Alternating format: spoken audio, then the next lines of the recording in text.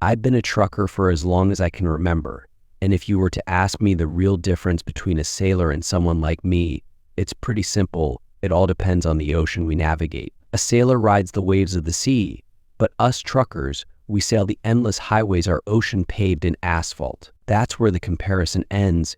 It's all about what you're crossing. I finished high school back in 1980, out in the middle of the Midwest where I grew up on a farm.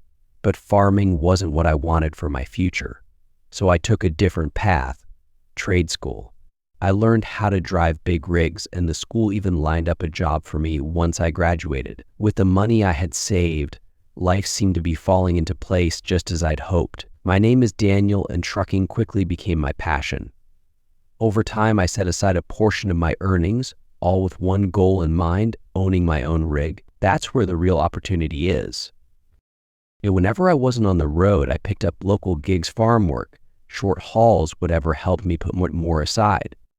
I traveled all over, from the tips of the continental US down into Mexico, even up into Canada, covering nearly every corner of the map during my years on the road. Eventually, the day came when I had saved enough to finally buy my own truck. It wasn't brand new, but it was well maintained and solid. Growing up on the farm had taught me plenty about keeping machinery running, so I invested most of my savings and bought it outright. And I had just enough left over to make a few customizations and gave her a name, Landship. People raised their eyebrows at first, but once I explained the name, they got it. As I continued my long hauls, I made plenty of friends along the way, other truckers who'd share their wisdom on routes and tips for the road ahead. The life of a long-haul trucker is filled with its own kind of adventure, and I enjoyed every bit of it. I remember one trip in particular where a sudden snowstorm hit while I was heading south. It completely covered the road, forcing me to pull off at a truck stop that had all the essentials, fuel, a diner, and a motel. So normally I'd stay in the truck, but that freezing weather had other ideas. I booked a room. Later that night, while I was trying to get through a boring TV show, chaos erupted in the room next door. Turns out some trucker's wife had caught him with another woman. There was shouting, door slamming, and all kinds of ruckus, but I knew the roads would be clear in the morning, so I decided to wait it out. By 5:30 a.m. I was up, had my rig running, and grabbed breakfast at the diner while the truck warmed up. To midway through my meal, the woman from the commotion walked up and sat down next to me. She introduced herself as Julie. I wasn't exactly eager to chat, but I figured it beat talking to myself. Plus, there was something about her, an easy charm.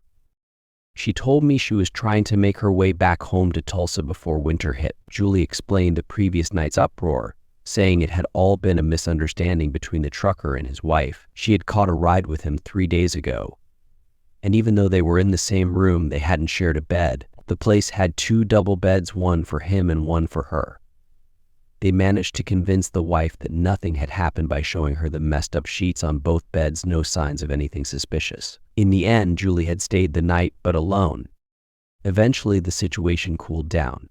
She went on to tell me she had been hitchhiking across the country for a few months and hoped to be home in a few more weeks. She enjoyed the trucker's view and the break from having to drive herself. Curious about where I was headed, she asked about my route. I told her I was heading south and offered her a seat in my truck, no strings attached. To my surprise, she accepted, and we hit the road together. I knew I'd be picking up a few trip loads before we reached Tulsa, but I didn't mind. The scenery and her company made it worth it. Julie wasn't much of a burden either. She paid for most of her own meals, and the only real cost I had was the showers we rented every couple of days. We drove together for about 2 weeks, things running smoothly the entire time. We made a quick stop for fuel and food, figuring we'd get back on the road in an hour. Julie excused herself to use the restroom, telling me to head on back to the truck. She'd meet me in a few minutes. I wandered through the store for a bit, then headed back to the Landship. I noticed the curtains on both doors and the windshield were closed, but I didn't think much of it. I climbed in and Julie told me she was changing. She asked me to go ahead and drive. I barely got the truck back into gear when she stepped out of the sleeper cab half naked. Okay, this was unexpected. She sat down next to me, calm as could be, and started chatting as if nothing unusual was happening. I wasn't prepared for this. I'd heard stories from other truckers about wives, girlfriends, and hitchhikers doing this sort of thing, but I'd never experienced it firsthand. Julie was already a pretty girl when dressed, but like this, she was stunning. Her blonde hair, that cute little nose, and freckles everywhere. She was more than I could have imagined. We drove for about 2 hours before we found a decent place to pull over one of those roadside areas for truckers to take a break. The whole time she stayed next to me, completely comfortable in her skin, acting like nothing out of the ordinary was happening. As soon as we stopped, the curtains were drawn again and, well, let's just say we spent 2 hours enjoying each other's company. It was the best I'd ever had. What surprised me the most was that nothing had been discussed beforehand. We hadn't planned any of it. It just happened. As we neared Tulsa, I could sense some sadness in her. I felt it too, knowing we'd probably go our separate ways in a couple of days. When the time came, she confessed that she didn't want me to leave her. She didn't want us to part ways. I wasn't sure what to say. I liked her, but I couldn't see a future for us aside from the physical connection. After a final meal together, we prepared to say goodbye. That's when she dropped the bomb. She told me she thought she was falling in love with me and asked if I really had to leave her behind. I didn't have the words. Finding someone like her again wouldn't happen anytime soon, but at the same time, I knew it might be better to go our separate ways. In the end, I gave her my phone number and told her there was a chance for her to join me as a co-driver. But first, she'd need to attend a 6-month truck driving school to get her commercial driver's license. I promised to come back and pick her up after she completed the program. She agreed and kept in regular contact. A couple of weeks after we parted ways, Julie called with some exciting news. She had enrolled in a driving school and promised to keep me posted with weekly updates. Despite this, our conversations began to stretch into 2-hour calls every other night. We found ourselves talking about everything from the technical details of driving to load management, and even touching on her experience with school. Julie had a growing curiosity for every part of the job, wanting to understand the industry inside and out. But it wasn't just work on the table. We dived into our personal relationship too, the one that had blossomed during our time on the road. Our talks turned to deeper matters. We shared our goals and spoke about our feelings openly. During one of these discussions, I laid it out clearly. If I was ever going to be with someone, it had to be one-on-one. If I made sure she knew I wasn't the kind of man who would tolerate sharing, especially when it came to physical intimacy. There could be no other guy in the picture. I was a one-woman kind of man, and I expected the same level of commitment in return, no room for exceptions. We began mapping out the boundaries of what we could and couldn't accept in a relationship. I even told her about my parents, how they had been together exclusively since they were teenagers. My mom was just 16 when they got married, and my dad was 19. To my surprise, Julie agreed with every word. Then she shared a bit about her own family, 2 younger brothers and a sister. I opened up more too, talking about my 2 brothers, one older and one younger, and how we were raised on that farm she'd heard so much about. Julie knew my story, but she was a bit vague when it came to her parents. She didn't talk about them much, and I couldn't help but wonder if she wasn't particularly proud of what they did for a living. Still, I knew if we were going to drive together long term, I'd eventually have to meet them. 5.5 months later, Julie called again. This time she had even better news. She had earned her commercial driver's license. She asked me to come pick her up, and I told her it would take about a day to get to her, as I was 7 states away at the time. During that call, I mentioned wanting to meet her parents and siblings. She wasn't exactly thrilled with the idea, but she agreed to set up a gathering at her parents' place the first weekend I'd be in town. I arrived 2 days earlier than planned, dropped my trailer off at a truck stop, and drove straight to her house. My early arrival definitely caught her off guard. She lived just outside of Tulsa in a quiet community. Julie explained that her parents lived about half a mile away within the city. Although she seemed a bit unsure, she made the call to her folks and confirmed they were fine with meeting me. With their approval, the plans were set for 3 days later. As we drove toward her parents' place, I couldn't help but notice that we weren't headed for the wrong side of the tracks. Quite the opposite, actually. Though we rolled into a gated community where homes easily hit 6 figures. When we pulled up in front of a small mansion I started to feel a little out of place. Doubts crept in, and I realized I was probably way underdressed for this kind of meeting. To make matters worse, both of her parents were high-powered lawyers, successful enough to run their own business with a few partners. I wasn't sure whether I should go in or bolt like a scared dog. It felt awkward as hell, and I was desperate for a way to handle it. Sensing my hesitation, Julie reassured me, "We're here. It's going to be fine," she said, reminding me that no one was going to bite. She urged me to step out of the car and just be myself. To my surprise, her parents, despite their wealth and status, were down to earth and genuine. They were more concerned about their daughter learning to drive a massive rig across the country than anything else. So I told them how Julie and I had met, sharing stories from our 4-week trip to Tulsa. We talked about the financial side of owning a truck versus working for someone else, and I emphasized the camaraderie among truckers. I explained how once you make friends on the road, those bonds stick. Most of us look out for each other like family. Sure, there are a few bad apples that give us a bad name, but I assured them that the majority of truckers are decent folks who are just trying to do their jobs and get back to their loved ones. To my relief, the day went better than I hoped.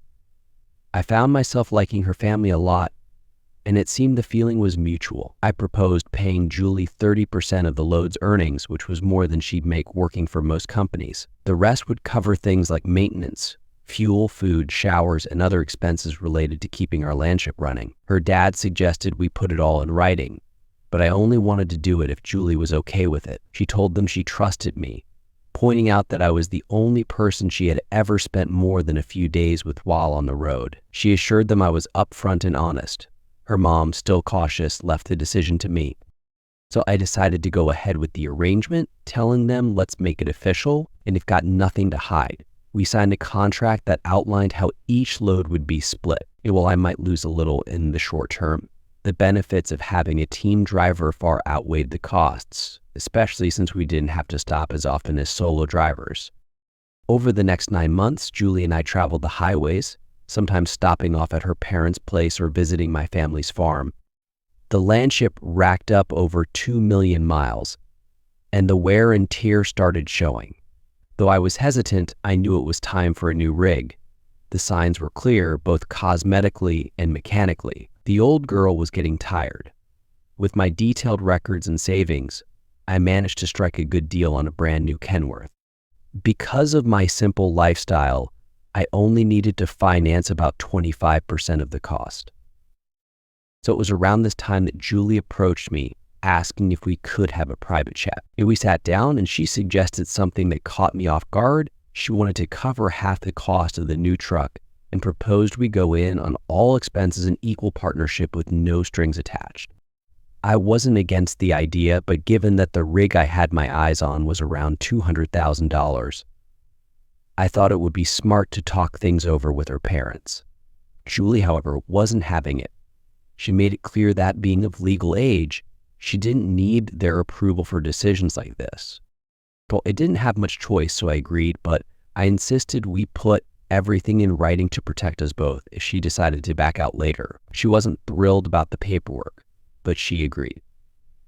During this period, our relationship continued to thrive, both on the road and off it. We shared intimate moments as often as we could, and after months of co-driving together, we had been involved for about 15 months in total. I cared for her deeply, and I was pretty sure she felt the same way. Even during times when one of us got sick, we made sure that the loads were still delivered while taking care of each other along the way. By the time we embarked on our first journey in Landship 2, our bond had only deepened. One night, as we made our way toward California, she accidentally let something slip.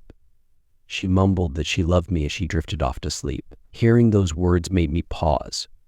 Was this just the natural outcome of our time together, or was there more to it than the business partnership? It got me thinking. We had a 3-day layover before our next load, so I booked a motel room and rented a car for us to explore the nearby area. The first day, we acted like a couple of carefree teenagers, even getting into some backseat action in the rental car. By the second day, we were lounging by the motel pool, watching kids play in the water while we soaked up the relaxation. At some point, Julie leaned over and asked what I thought about those kids.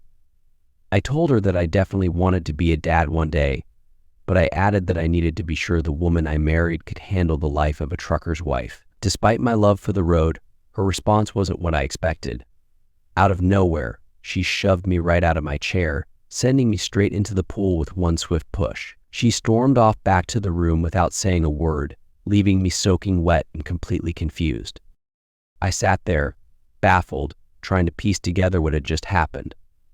Then it hit me. 2 nights ago, I had heard her whisper that she loved me as she was falling asleep, and now it made sense. Over the past 17 months, Julie had become everything to me, even though I hadn't fully realized it until that moment. I hadn't been with anyone else since meeting her back in South Dakota, not even when she was away in driving school. Determined to make things right, I dried off, headed to our room, and cleaned myself up. Then, without telling her what I was up to, I drove off to find what I needed. 2 hours later, I had it. When I returned to the motel, I found Julie fast asleep, her eyes puffy from crying. Making sure not to wake her, I quietly slipped out and went to the flower shop next to the motel. I bought 6 dozen roses, red, yellow, orange, and purple. The purple ones were especially expensive, but I didn't care. I knew they would be worth it in the end. Back at the room, I carefully plucked the petals from all but the purple roses, scattering them throughout the room in a beautiful display. The purple ones went in a vase with a note attached that simply read, "To Julie, I know I'm slow to realize things, but it hit me today that we're in love, so I just want to say, I love you." I sat in the front half of the room, waiting. A few minutes later, I heard her stirring. She let out a soft gasp as she saw the petals covering the floor and the purple roses waiting for her. As she approached them, I heard her begin to cry again, this time with a different kind of emotion. Then she turned, spotted me, and before I knew it, we tumbled onto the bed together. Julie was always passionate, but this side of her intensity was something new.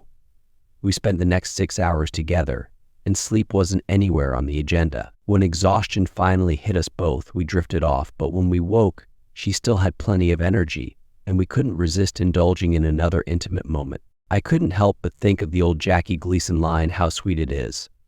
I had to plan ahead, though. Julie's birthday was coming up in 3 weeks, and I wanted to make sure we'd be back in Tulsa to celebrate with her family. I had some other surprises in mind as well.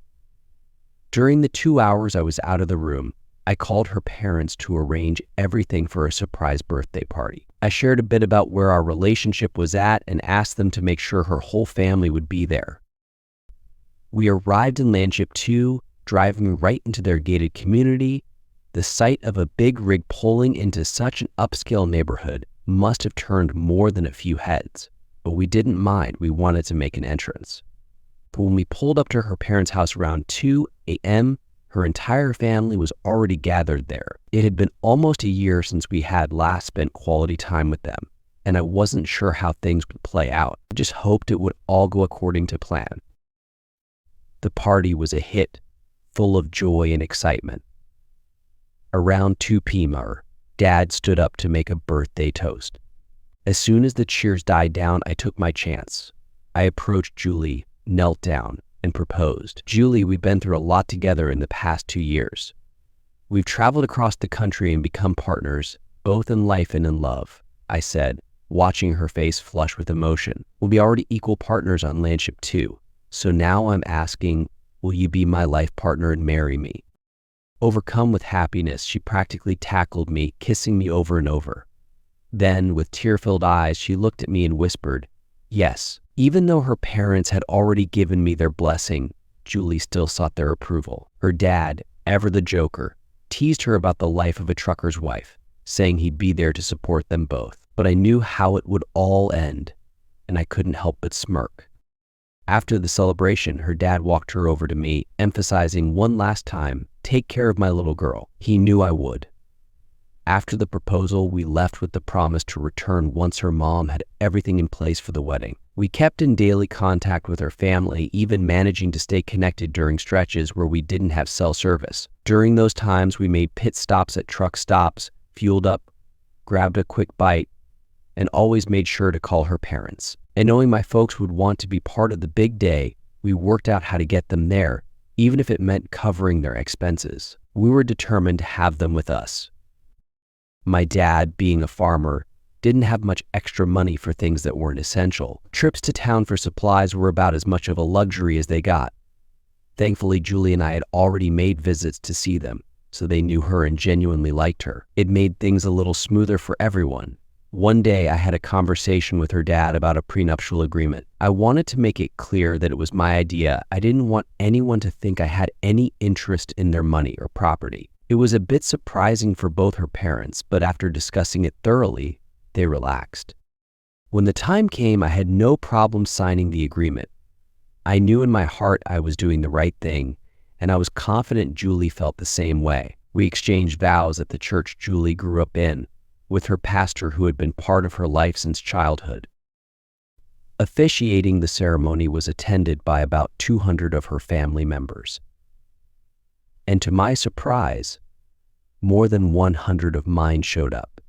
Our mothers had teamed up to make sure as many of our relatives could attend as possible. What blew me away was that her father paid for everything for my family, even arranging accommodations at a motel nearby, which he rented out just for the event. The reception took place in the ballroom of the motel.